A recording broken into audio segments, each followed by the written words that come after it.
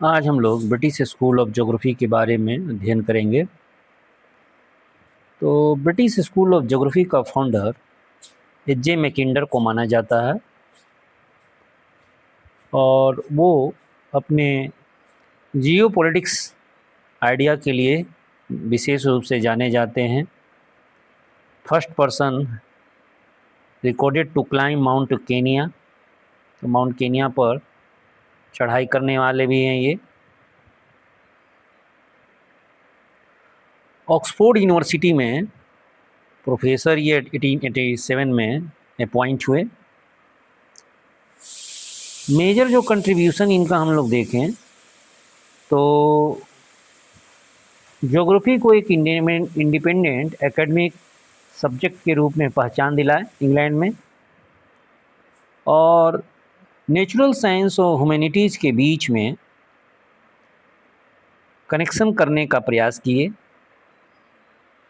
इसी तरह से ह्यूमन और पर्यावरण के बीच में अंतर संबंधों पर बल दिए।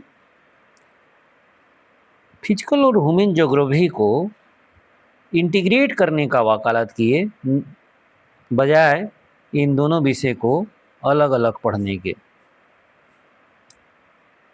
और कुल मिलाकर उनका जो पॉलिटिकल थॉट्स है वो पूरे वर्ल्ड में जाना जाता है, जो कि प्रथम विश्व युद्ध से द्वितीय विश्व युद्ध और उसके बाद भी कोल्ड वार और कोल्ड वार के बाद भी ये थ्योरी इनका इम्प्लीमेंट होता रहा, जो शिक्षक, वैज्ञानिक, स्टेट्समैन और मर्चेंट के लिए काफ़ी महत्व रखता है। तो हार्टलैंड थ्योरी, एच.जे. मैकिंडर का जो ये थ्योरी है, 1904 में heartland theory geographical pivot of history के रूप में जाना गया। एच.जे. मैकिंडर का फेमस बुक है ज्योग्राफिकल पाइवट ऑफ हिस्ट्री, और इसे 1904 में उन्होंने रॉयल ज्योग्राफी सोसाइटी के सामने प्रोड्यूस किया। तो ये पाइवट एरिया मैप में यहाँ दिख रहा है, इसके किनारे किनारे इनर क्रेसेंट है और जो मैरीटाइम कंट्री हैं वो आउटर क्रेसेंट में हैं। भारत अपना इनर क्रेसेंट का पार्ट है।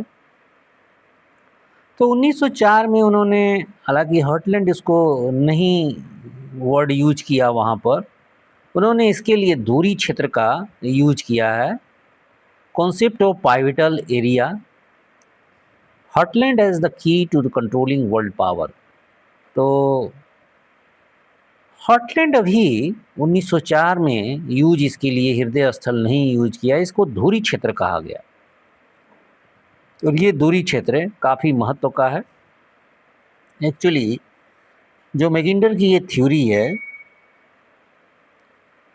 लैंड ट्रांसपोर्ट के डेवलपमेंट के चलते ये दिया गया, और उन्होंने माना कि अब मैरीटाइम की महत्व गिर गया है, अब लैंड ट्रांसपोर्ट की महत्व बढ़ गई है क्योंकि फास्ट स्पीड ट्रेन आ गए हैं।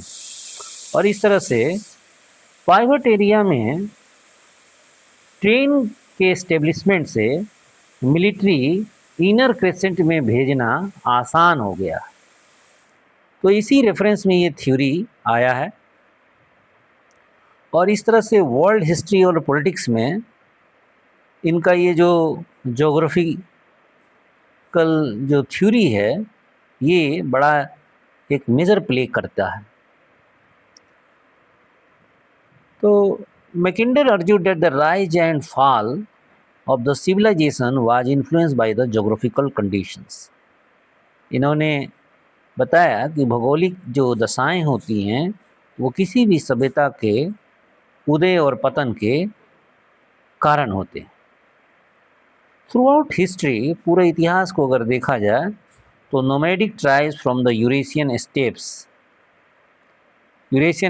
के जो नोमैडिक ट्राइब्स थे, होड़, मंगोल, तुर्क, रिपीटेडली इन्वेडेड यूरोप और एशिया पर अटैक किए और उसको काफ़ी हद तक लूटे, शासन भी किए। तो उस समय घोड़ा उनके पास था। Their mobility depend on the horses and camel. तो इनकी ये जो मोबिलिटी है horses और कैमल पर डिपेंड करता था, enabling them to dominate vast land areas. और इस तरह से लैंड एरिया पर अपने घोड़े और कैमल के थ्रू उन्होंने प्रभुत्व बना लिया। अब नेक्स्ट हम लोग आते हैं हार्टलैंड के करेक्टरिस्टिक्स के बाद देखते हैं। Heartland is located in the interior of Eurasia. तो यूरेशिया के आंतरिक भागों को कहते हैं। It is surrounded by the natural barriers such as mountains, forest, desert and Arctic oceans. तो ये जो हार्टलैंड एरिया है वो पर्वत, जंगल, डेजर्ट्स और आर्कटिक ओशन से घिरा हुआ है। ज़्यादातर रिवर जो मोस्ट रिवर्स जो हैं या तो आर्कटिक ओशन में गिरती हैं या इनलैंड लेक्स में गिर जाती, जैसे कि कैस्पियन में, ब्लैक सी में, making the region is inaccessible to sea power. और इस तरह से सी पावर तक इनएसेसेबल है, सी पावर वहाँ तक नहीं पहुँच पाता। और इसी कारण वो बता रहे हैं कि मैरीटाइम युग जो है, इरा समाप्त हो गया। अब जो लैंड ट्रांसपोर्ट्स को अपना डेवलप करेगा वही जीत पाएगा, क्योंकि आर्कटिक क्षेत्र बहुत दूर है और इनलैंड लेक्स है तो आप ओशन में पहुंच नहीं पाएंगे। इसीलिए मैरीटाइम टाइम चला गया। Because if central position and protections from the Naval attacks, केंद्रीय स्थिति जो है उसका यूरोप के पार्ट्स का, रसिया का पार्ट का, वहाँ पर नवल अटैक नहीं किया जा सकता, नौसेना का अटैक नहीं हो सकता। यही कारण है कि हार्टलैंड को इतना ज़्यादा महत्व दिए। और ये मूल थ्योरी इसीलिए आया कि ट्रांसपोर्ट में ट्रेन का आविष्कार हो गया फास्ट स्पीड से। जो रसिया के पार्ट हैं जो कि पाइवट एरिया का सबसे ज़्यादा हिस्सा है, वहाँ से सैनिक को डिप्यूट किया जा सकता है। और रसिया जो है एक ही तरफ से खुला हुआ है, वो ईस्टर्न यूरोप से। और अगर ईस्टर्न यूरोप के देश अगर रसिया को कंट्रोल कर लें, यानी पाइवट एरियाज़ को कंट्रोल कर लें, तो वो उनका विश्व पर शासन होते देर नहीं लगेगी। यही कारण है कि जर्मनी वगैरह ईस्ट यूरोप के डोमिनेंट कंट्री हैं और ये हिटलर ने रसिया के अंदर तक अटैक करने के लिए सोचा। तो क्रेसेंट रीजन्स के बारे में ज़रा सा हम लोग देख लें। तो मैकेंडर ने मेजर रीजन्स को डिवाइड किया। पाइवट एरिया, ये सेंट्रल यूरेशिया है, protected from Naval powers, rich in natural resources, static centre of the world politics. तो संसाधन में, प्राकृतिक संसाधनों में इसको रिच माना गया और वर्ल्ड पॉलिटिक्स में ये अभी महत्वपूर्ण एरिया है, सेंट्रल यूरेशिया और एशिया का भी कुछ पार्ट। इनर और मार्जिनल क्रेसेंट्स, ये इसमें Germany, Austria, Turkey, India, China और other parts of Europe and Asia, ये इनर क्रेसेंट्स हैं। मार्जिनल क्रेसेंट भी इसको कहते हैं। और आउटर और इंसुलर क्रेसेंट जो हैं ये मैरीटाइम कंट्री हैं। मैरीटाइम में ओवरसीज में नौसेना में इनका महत्वपूर्ण योगदान है, मजबूती है, सशक्ति है। Britain, Japan, north America, south America नहीं, साउथ अफ्रीका, ऑस्ट्रेलिया, ये सब, हाँ ये सब आउटर क्रेसेंट में हैं। तो ये हम लोग समझ गए। और जो प्रथम विश्व युद्ध हुआ उसके बाद उसमें ईस्टर्न यूरोप डोमिनेंट रहा, रसिया भी डोमिनेंसी उसकी रही। और इसी से प्रभावित होकर 1919 में फिर से अपने एक डेमोक्रेटिक आइडियल्स एंड रियलिटी में पाइवट एरिया को रिप्लेस करके हार्टलैंड यूज की। इसका मतलब है कि जो हार्टलैंड थ्योरी उनकी आई है वो डेमोक्रेटिक आइडियल्स एंड रियलिटी से आई है। और इसी बुक्स में उनका जो फेमस स्टेटमेंट है, who rules the east Europe's, जो ईस्ट यूरोप पर शासन करेगा, commands the heartland, and who rules the heartland commands the world islands, and who rules the world island command the world. तो ये democratic ideals and reality books में ही ये formula को emerge किया गया। तो हम लोग को पहले से ही पता है कि ईस्टर्न यूरोप वो सोचेगा कि हम हॉटलैंड को कंट्रोल कर लें ताकि हमारा विश्व पर शासन होते देर नहीं लगे, और यही कारण है कि सेकेंड वर्ल्ड वार में जर्मनी ने रसिया पर अटैक किया था। हालांकि रसिया के बहुत अंदर तक वो घुस नहीं सका। तो ये हम लोग नेक्स्ट पॉइंट्स पर आते हैं। तो जो आगे का जो सेकेंड वर्ल्ड वार का जो रिजल्ट आया, उससे उन्होंने, चूँकि यूएसए के कूद जाने से और यूरोप के जो मित्र राष्ट्र थे उनके ग्रुप से अटैक करने के चलते जो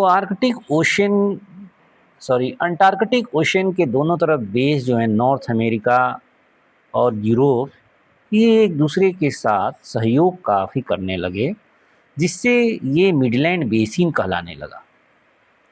वहीं जो हॉटलैंड एरिया है उसमें साइबेरिया के जो पूर्वी क्षेत्र है यंसी नदी के पूरब के, उसको उन्होंने हॉटलैंड से हटा दिया, यानी लीना क्षेत्र को उन्होंने हॉटलैंड से बाहर कर दिया। येंसी नदी के पूरब के जितने भी भाग थे उसको बाहर कर दिया। वो येंसी नदी का जो क्षेत्र है वो हॉटलैंड माना गया। तो यहाँ पर हॉटलैंड में उन्होंने चेंज किया। मिडलैंड बेसिन का मतलब जो अंटार्कटिक ओशन के जितने भी लगे हुए देश हैं वो एक अपना एक ग्रुप बना के रसिया से लड़ सकते हैं। तो इस संदर्भ में उन्होंने मिडलैंड बेसिन का कॉन्सेप्ट दिया, और इसके लिए उन्होंने 1943 में the round world and the winning of peace में मिडलैंड बेसिन को रखा। और इस मिडलैंड बेसिन के द्वारा भी उन्होंने बताने का प्रयास किया कि कैसे ये देश एक ग्रुप बनाकर आगे आने वाले जो दूसरा गुट है रसिया के गुट को कैसे कंट्रोल कर सकते हैं। तो इस तरह से हम लोग देख रहे हैं कि लगातार मैकिंडर फ्यूचर को ध्यान में रखते हुए अपना थ्योरी दे रहे हैं, और कोल्ड वार में ये रिजल्ट दिखने में भी आया। तो इस तरह से देख रहे हैं कि मैकिंडर काफ़ी जियोपॉलिटिक्स का बहुत सही थ्योरी दे पा रहे हैं, अपने समय के पहले चल रहे। ये the round world and winning of peace जो है, ये फॉरेन अफेयर्स नामक जर्नल में प्रिंट छपा था ये। तो इस तरह से हम लोग काफ़ी कुछ चीज़ में जान पाए। तो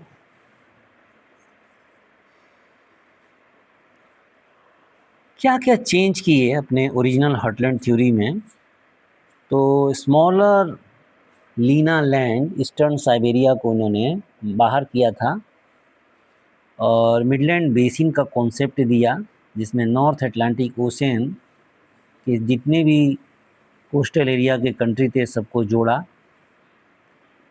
और consider the North Atlantic region as the future centre of the global power. तो ये मित्र बनकर पूरे वर्ल्ड को कंट्रोल करेंगे, और नाटो इसीलिए बनाया भी गया अमेरिका का, ये आगे चल के जो बनेगा। Highlighted the growing importance of sea routes and air power, और फिर से सी रूट्स और एयर पावर को महत्व बढ़ा। क्रिटिसिज्म ऑफ हेडलैंड थ्योरी आलोचना किया गया कि over emphasis on the land power, Mackinder ने लैंड पावर को ज़्यादा महत्व दे दिया। इसी तरह से मैकिंडर ने underestimated the importance of sea power की इम्पोर्टेंस को कम समझा। आज राइज ऑफ एयर पावर हो गया, और हम लोग द्वितीय विश्व युद्ध में देखे भी थे कि जापान एयर पावर के द्वारा ही हारा था। With the development of aircraft the heartland was no longer इनएसेसेबल्स।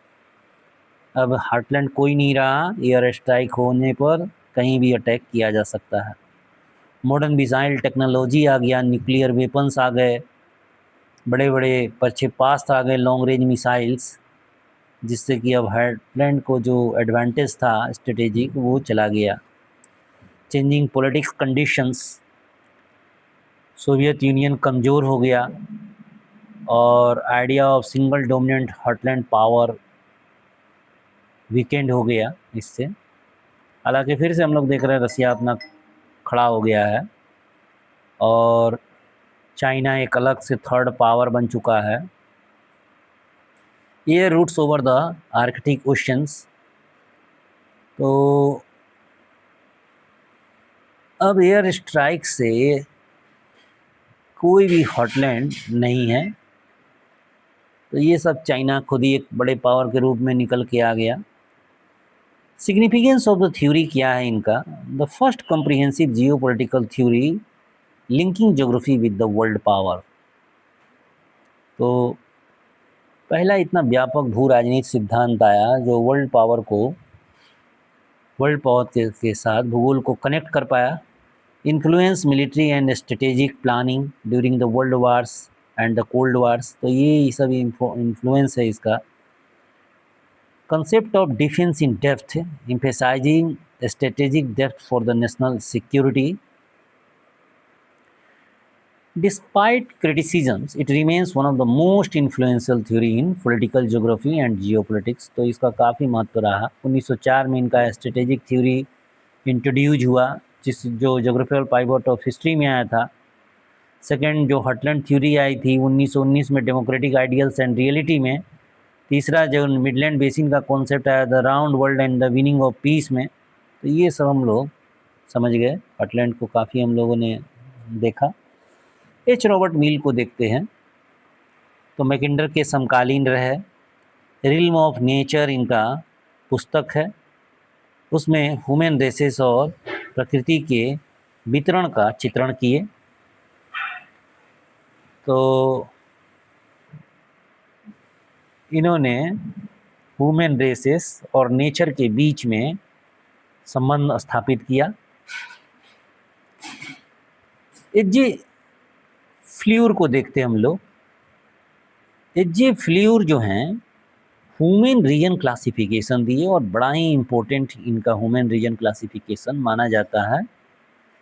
Instead of dividing the world solidly by the physical boundary. तो फिजिकल बाउंड्री के द्वारा ही केवल इन्होंने वर्ल्ड को डिवाइड नहीं किया, बल्कि classified global area based on the human wellbeing. Human wellbeing पर मानव कल्याण के आधार पर उन्होंने विश्व को डिवाइड किया हेल्थ पर। और challenges posed by the environment, पर्यावरण के द्वारा जो बाधाएं उपस्थित किया गया है मानव कल्याण पर और हेल्थ स्वास्थ्य के आधार पर एच.जे. फ्ल्यूर ने वर्ल्ड को डिवाइड किया। ही प्रोपाउंडेड 7 डिस्टिंक्ट ह्यूमन रीजन। तो इस प्रकार से उन्होंने 7 ह्यूमन रीजन्स दिया है। पहला जो है region of hungers, area where the environment is harsh and resources are severely limited. तो वैसे पर्यावरण जहाँ पर कंडीशन अच्छे नहीं हैं और रिसोर्सेज भी बहुत ही लिमिटेड हैं, forcing inhabitants into a constant struggle for base line nutritions and survivals. ऐसे रीजन्स जो हैं डीप डेजर्ट्स हैं, पोलर रीजन्स है जहाँ पर हैरेस क्लाइमेट है, संसाधन बहुत लिमिटेड है और पोषण के लिए लगातार संघर्ष करना पड़ता है। दूसरा है region of difficulty, tough environments है where raw human effort can secure survivals but leaving the little room to build advance civilisations. जैसे रग्ड हाईलैंड है, यहाँ पर रीजन ऑफ डिफ़िकल्टी के रूप में ये जाना जाता है। Region of debilitations, regions where endemic disease, extreme humidity, taxing heat drain, human energy and lower vitality. तो ये हॉट इक्वेटोरियल एरियाज़ को रीजन्स ऑफ डिविलिएशंस माना गया। तो ये तीनों अभी हम लोग देख रहे हैं ख़राब की स्थिति में है। Region of efforts, climate that require steady calculated human layer to yield cross which historically stimulated social organization, technology and thrift। तो यहाँ से कुछ सही वाला चलने लगा। तो रीजन ऑफ एफर्ट्स हो गया Mediterranean and temperate zones. Regions of increment लाभ वाला area, blessed area where the nature is highly giving and food grows with the minimal efforts. कम ही प्रयास में फूड और ये हम लोग ग्रो कर लेंगे। Sometimes reducing the immediate pressure to innovate. तो ये फर्टाइल ट्रॉपिकल रिवर वैली जैसे इंडिया वगैरह का क्षेत्र है। Region of wanderings, regions where resources scarcity forces nomadic lifestyles rather than the permanent agricultures। तो वांडरिंग में वो सब एरिया है, वास्ट स्टेपीज, ग्रासलैंड। और लास्ट है industrialise regions, developed nodes driven by the advance finance, technology and energy. तो इस तरह से हम लोग 7 रीजन देख पाए। तो एजे फ्लोर का मानव कल्याण और हेल्थ और इन्वायरमेंट के द्वारा जो रेजिस्टेंस पैदा किया उसके आधार पर इन्होंने 7 प्रकार का रीजन्स दिए। पैट्रिक गिडीज को देखते हैं। तो स्कॉटिश जोग्राफर हैं ये और टाउन प्लानर, रीजनल प्लानर माने जाते हैं। रीजनल प्लानर के तो फादर माने जाते हैं ये। तो लिपली ने जो अपना फार्मूला दिया था प्लेस वर्क फैमिली, उसको इन्होंने प्लेस वर्क फोल्क में ट्रांसफ़र कर दिया। Place means physical environment, work means economic activities and folk means society, culture and peoples. तो इस तरह से इन्होंने पैट्रिक गिडीज ने अपना थ्योरी दिया। अब हम लोग देखते हैं schools of geography, British schools में रीजनल ज्योग्राफी के लिए क्या क्या काम किया। जैसे पैट्रिक गिडीज हैं, argued that the geography is not merely descriptive but an applied science concerned with the practical problems। तो पैट्रिक गिडीज भूगोल को मानते हैं कि यह केवल वर्णन करने वाला विषय नहीं है बल्कि यह प्रैक्टिकल प्रॉब्लम को सॉल्व करने वाला विषय है। एंड्रयू जे हर्बर्टसन जो है divided the world into 15 natural region based on the relief, climate, vegetations.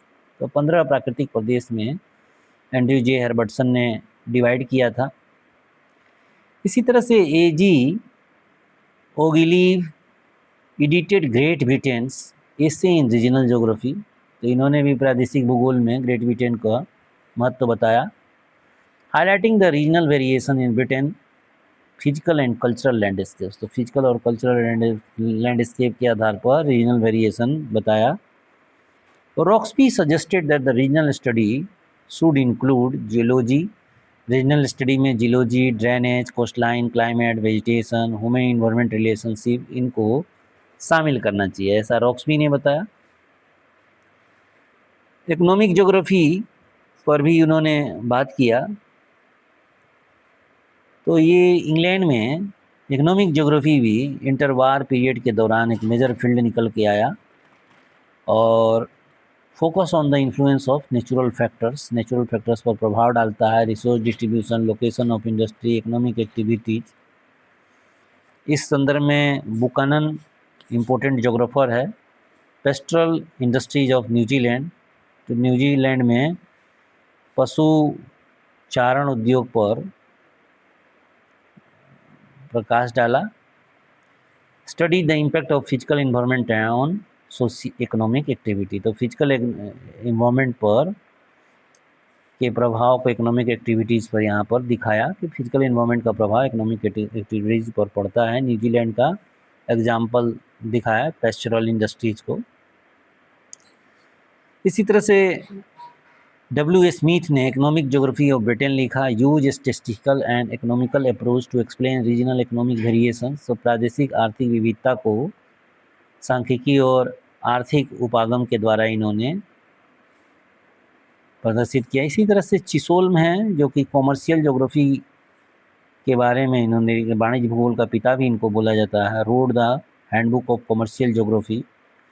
इसी तरह से रॉबर्ट मील है, wrote the general geography, serve as the director of British rainfall organisations. L D. Stamp बड़ा नाम है, इन्होंने अप्लाइड ज्योग्राफी दिया। Started the land use survey of Britain 1930। later prepared the land use maps that become important for the planning and reconstructions. तो इस तरह से देखेंगे हर्बर्टसन A.J. हर्बर्टसन का become the director of the school of geography in 1905, develop a framework of 50 natural reasons for the world study. ये सब हम लोग देख लिए।